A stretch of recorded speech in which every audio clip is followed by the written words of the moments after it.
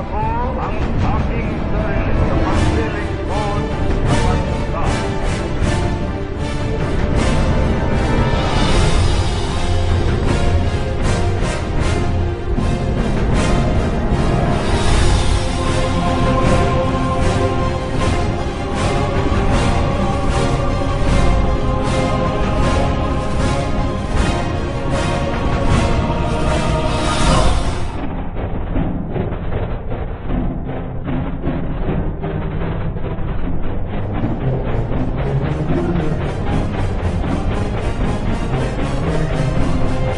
I signed Proclamation number 1081, placing the entire Philippines under martial law.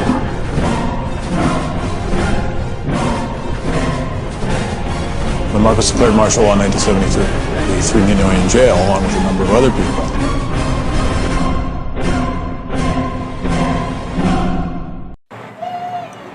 Assalamualaikum warahmatullahi ta'ala wabarakatuh, and good morning to each and everyone. For today's lesson, let us talk about the 1973 constitutional authoritarianism. But before we proceed to our main topic, let us talk about first the preamble. Preamble, it comes from the Latin word preambulus, which means walking before. But it doesn't mean that it is walking document. Walking before means that it walks before a document, often explaining what's coming next. So it is like an introduction to an important document.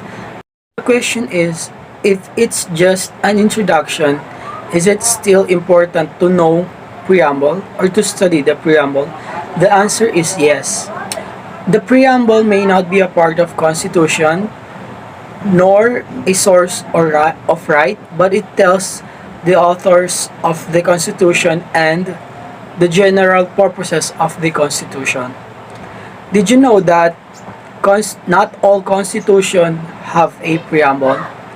Because preamble is not a requirement to make a Constitution. Merong mga Constitution na walang preamble at merong Constitution na merong preamble. But the majority of the Constitution contains a preamble. And now, here is the 1973 preamble. The 1973 Constitution of the Republic of the Philippines. Preamble.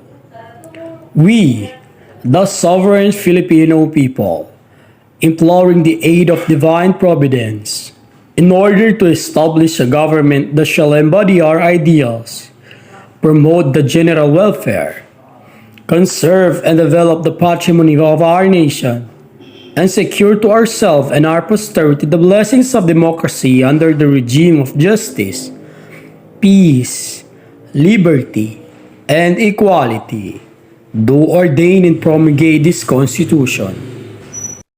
As you've noticed, there is a difference and similarities between the 1973 preamble and 1987 preamble. In 1973 preamble stating that the first one is the imploring the aid of divine providence, while in 1987 preamble, imploring the aid of Almighty God. It means to make it more direct and personal. In mentioning God, we are recognizing God in humane society. The next one in 1987 preamble is in order to build a just and humane society. So in every individual, regardless of their status in life, should treat equally and fairly before the law. The next one is the general welfare, or the ikabubuti ng nakararami, and the common good, or ikabubuti ng lahat. All the efforts and rules of government should give welfare of all the people without exemption or exception. The patrimony, and in 1987, our patrimony. The natural resources of the Philippines is for all the Filipinos. Hello everyone, I am Ryhannah Mae Hasan. So our topic for today is all about 1973 constitutional authoritarianism.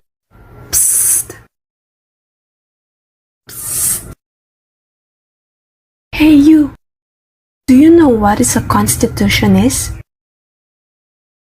Do you know its purpose? Here in the Philippines, we have a total of 6 constitutions.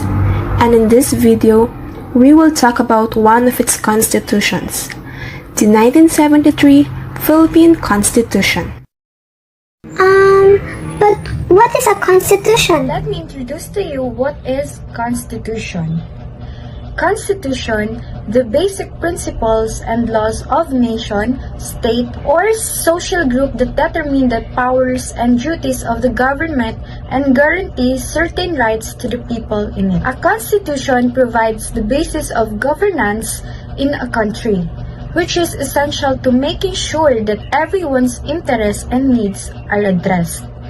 It determines how laws are made and details the process by which the government rules. And what is authoritarianism? Authoritarianism, the enforcement or advocacy of strict obedience to authority at the expense of personal freedom.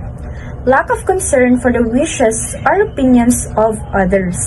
Authoritarianism is a form of government characterized by the rejection of political plurality, the use of a strong central power to preserve the political status quo, and reductions in the rule of law, separations of powers, and democratic voting. Ang authoritarian ay siyang namumuno at naglalatag ng mga batas o layunin na dapat sundin.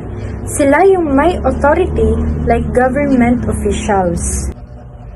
In 1965, Ferdinand E. Marcos was elected president, and in 1967, Philippine Congress passed a resolution calling for a constitutional convention to change the 1935 Constitution. But who is Ferdinand E. Marcos? Here are some facts about Ferdinand E. Marcos. Si Marcos ay napakatalino at isa sa pinakamayaman nung kapanahunan nila. Ang yaman ng pamilya Marcos ay mula sa pagiging abogado nito sapagkat ang kanilang kliyente ay ang pamilya Talyano na di umano ay nagmamay-ari ng Pilipinas noong unang panahon.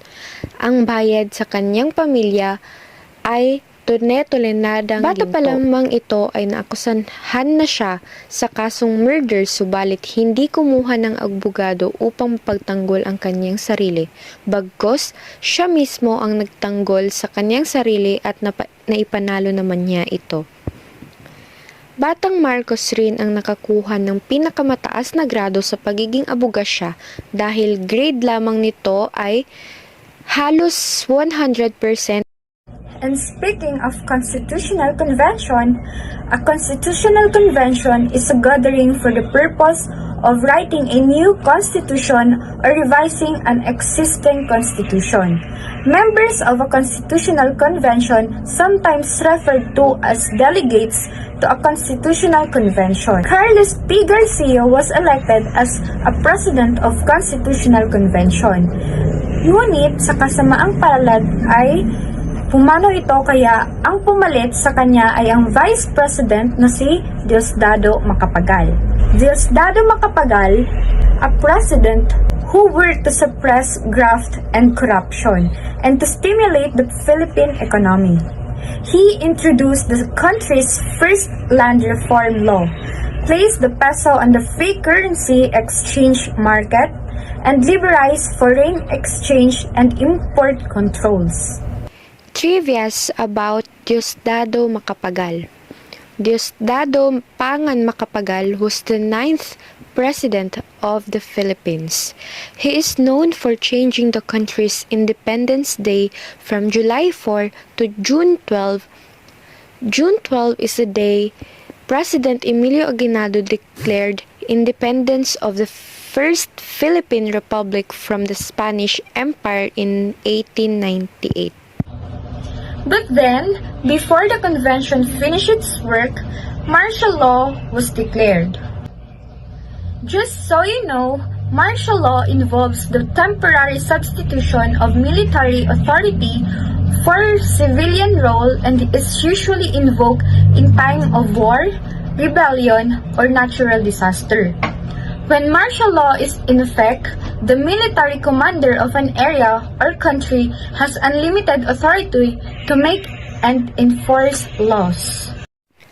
The truth during the martial law. During 2 years, 3 years of martial law, you can open your window, leave your house, and nobody will touch it. That's how peaceful the country was. On September 21, 1972, President Ferdinand E. Marcos issued Proclamation No. 1081 placing the entire Philippines under martial law. On November 29, 1972, the convention approved its proposed constitution. The constitution supposed to introduce a parliamentary-style government, where legislative power was vested in a unicameral National Assembly, with members being elected to a 6-year term.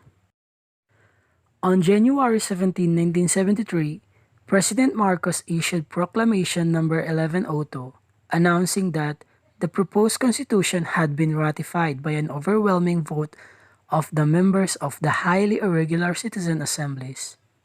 The Constitution of the Philippines, or the Saligang Batas ng Pilipinas, is the supreme law of the Philippines.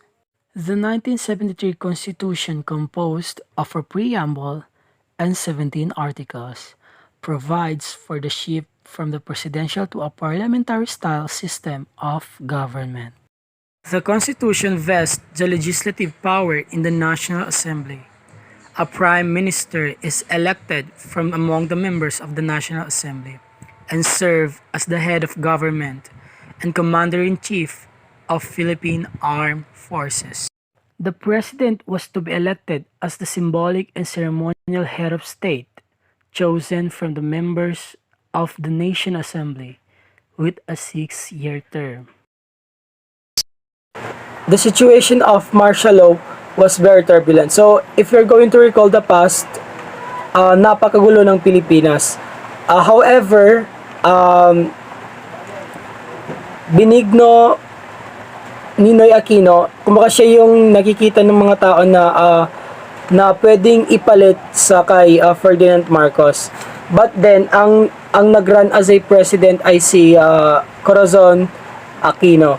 So, nagkaroon ng EDSA People Power noong February 22, 1986 at kung iisipin natin na or kung papag-aralan natin yon, napakalawak. But then ang tinatawag na EDSA People Power is the sustained campaign of civil resistance against regime violence and electoral fraud. So noong September 25, 1986 nanalo si Corazon Aquino. So, konting trivia during the time of martial law, which is natakal nung isang resource speaker namin na during the time of martial law, kapag daw ikaw ay isang activist at ikaw ay mahuli ng mga sundalo, maaaring ikaw ay daputin nila at ikulong at syempre ito-torture kanila. So there are different torture na ginagawa ng mga sundalo noon. So yun na yung kung saan kinokuryente yung dila mo, tinatali ka tapos ilulublob sa tubig yung mukha mo. So maraming mga so kaya nga yung mga activist or yung mga biktima ng martial law, sinasabi nila na never again and never forget.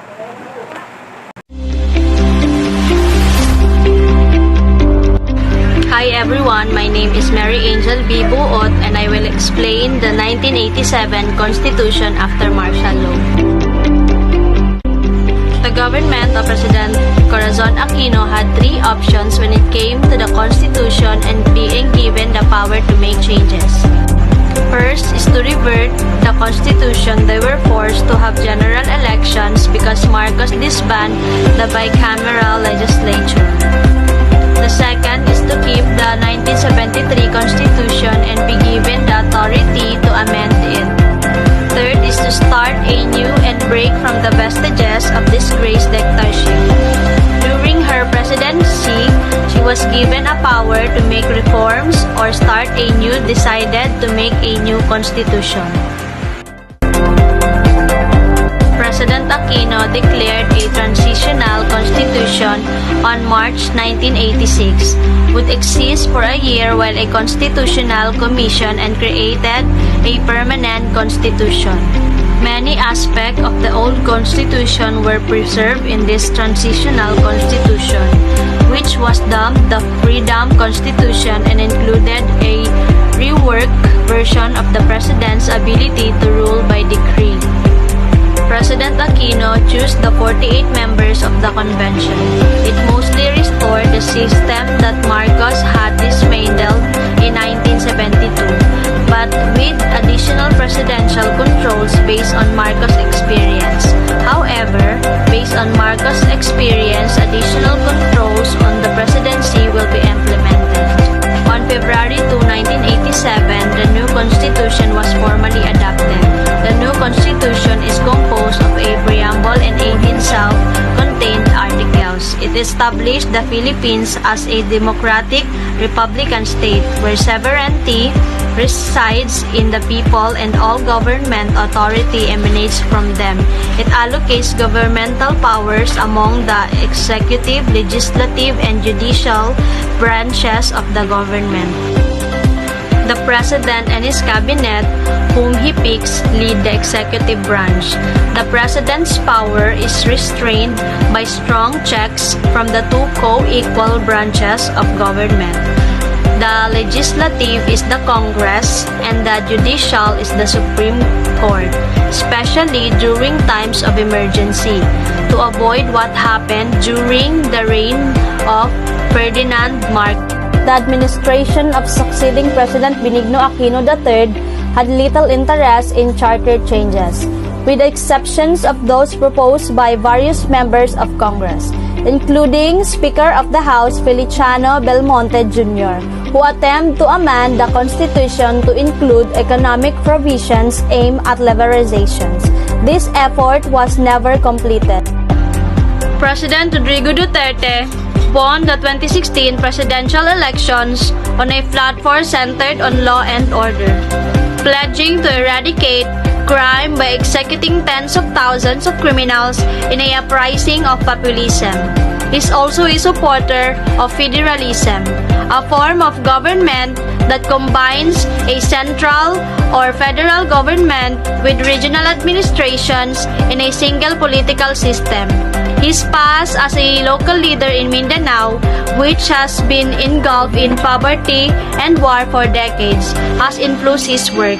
President Rodrigo Duterte signed an executive order on December 7, 2016, establishing a consultation group to revise the 1987 Constitution.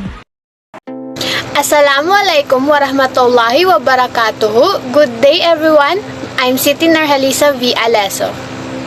Congress is divided into two houses, which is the Senate and the House of Representatives. Ang Senate ay binubuo ng 24 senators who are elected at large by qualified vote in the Philippines and can serve no more than 2 consecutive 6 years. Ang the House of Representatives naman ay binubuo ng hindi higit sa 250 na members.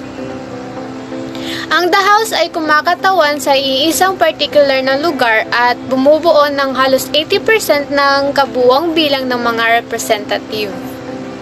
The 1987 Constitution created a party list system to provide spaces for the participation.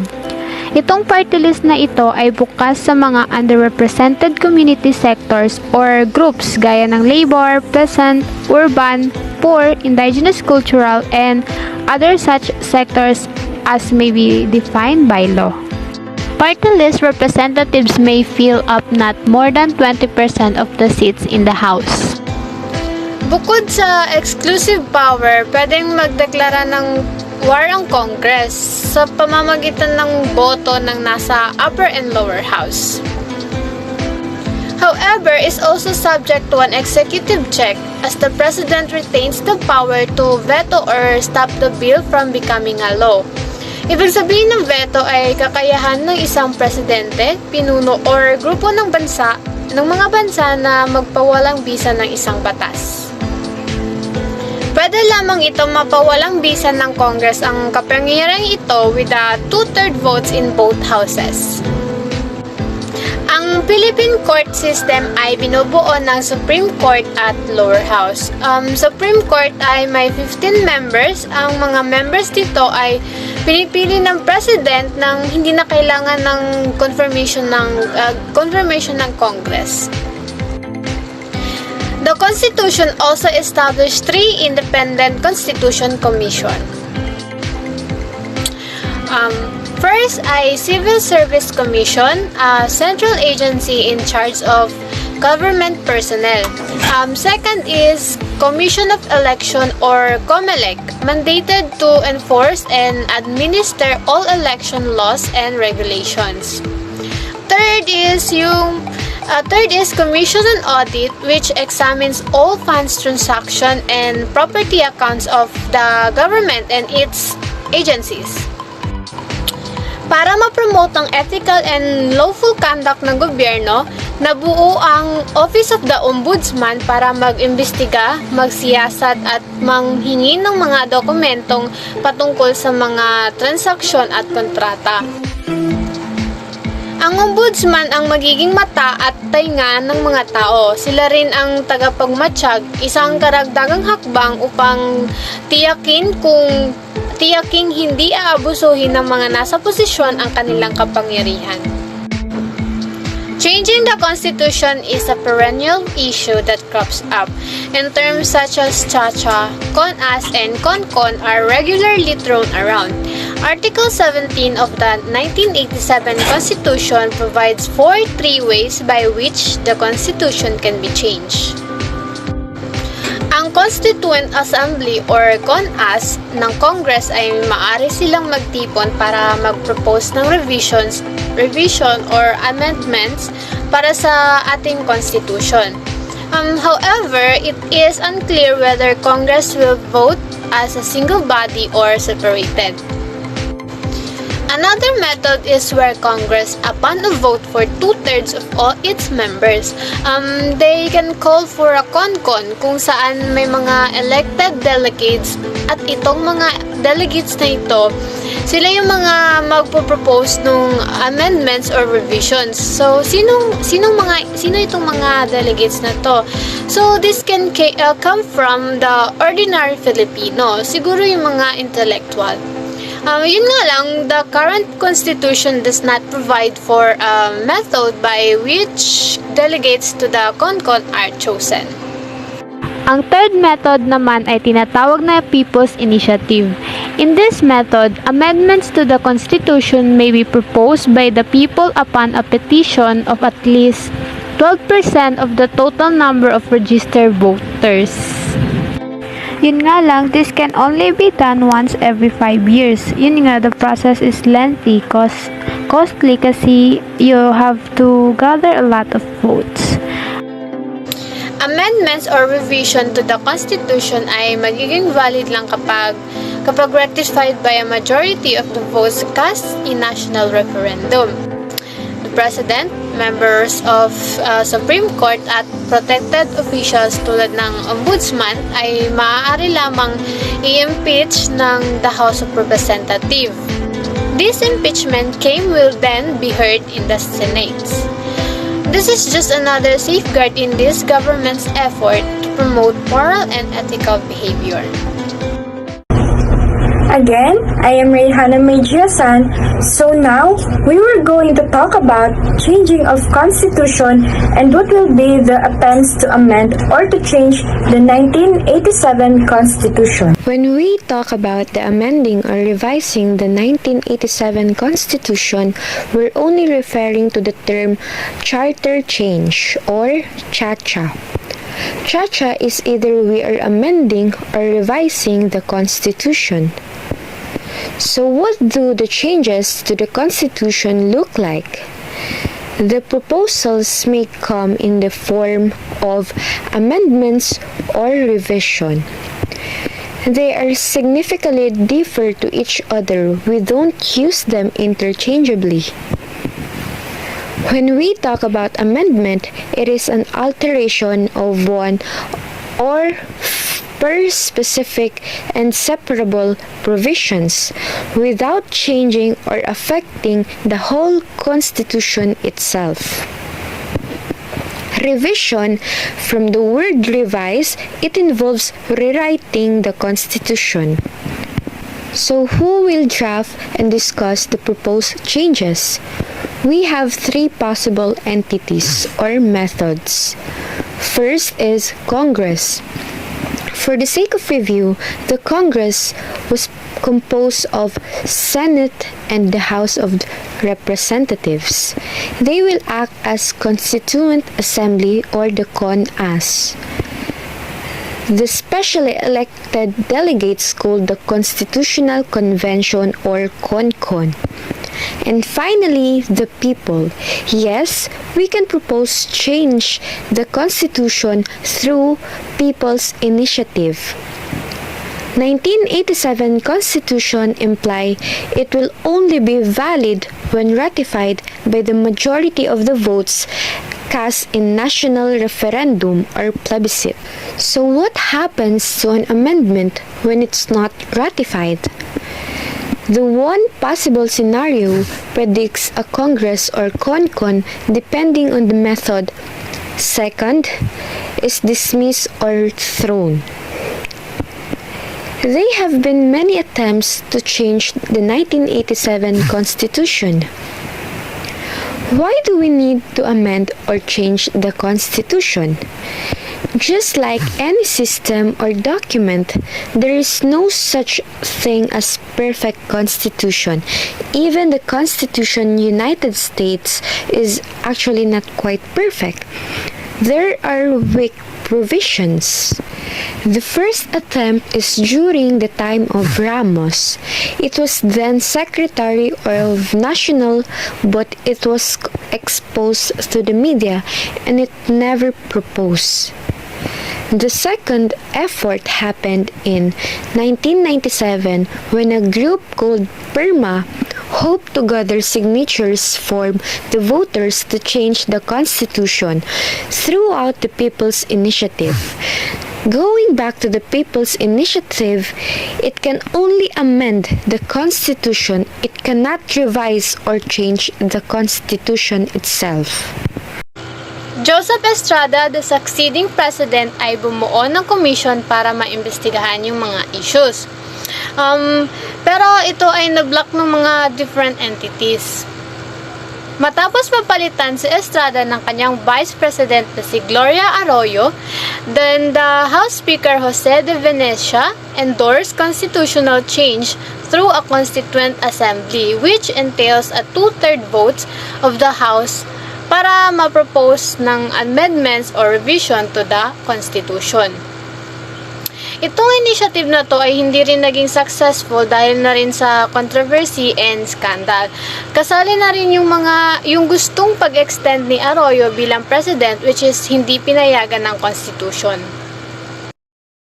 Okay, so now let us talk about what is federalism. So lately, pag pinag-usapan or napapag-usapan kung ano yung tinatawag natin na federalism. So, as according to the research, 75% of the Filipinos na alam kung ano yung tinatawag na federalism. So, now let us discuss what is federalism. Federalism comes from the word federation, which means pagsama-sama ng bawat grupo. So, sa federalism, we have two types, or yung federalism natin ay nahahati sa dalawang pamahalaan, which is the federal government and the regional government. Pag sinabi natin na federal government, sila yung in charge sa regional affairs like national securities and defense. Pag sinabi naman natin na regional government, sila naman yung in charge sa mga local affairs like education, infrastructure, and iba pa. Maaaring magbago ang pamahalaan ng regional government depende sa pangangailangan ng region nila. Nakasaad sa 1987 Constitution na ang form of government ng Pilipinas ay unitary government at ito ay maaari lang magbago sa pamamagitan ng charter change o ang tinatawag natin na CHA-CHA.